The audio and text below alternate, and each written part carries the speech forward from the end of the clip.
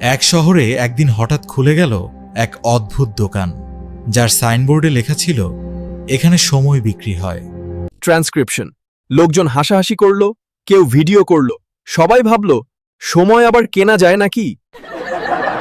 কিন্তু একজন যুবক থেমে গেল। তার নাম আরিফ। সে সত্যিই সময় কিনতে চাইল। আরিফ বলল, আমি 10 বছর কিনতে চাই।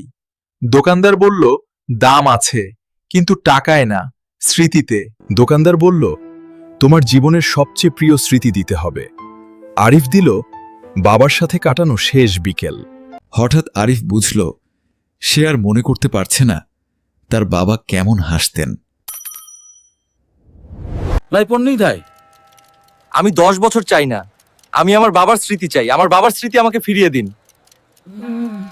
তুমি যদি ভবিষ্যৎ কিনতে চাও তাহলে তোমার বর্তমান বিক্রি করতে হবে, আর যদি বর্তমান কিনতে চাও তাহলে তোমার ভবিষ্যৎ বিক্রি করতে হবে।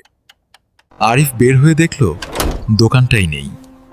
তখন সে বুঝল এই মুহূর্তটাই জীবনের সবচেয়ে দামি সময়। সময় জমিয়ে রাখা যায় না, শুধু অনুভব করে বাঁচা যায়। কারণ ভবিষ্যৎ নিয়ে বেশি ভাবলে বর্তমানটাই সবচেয়ে আগে হারায়।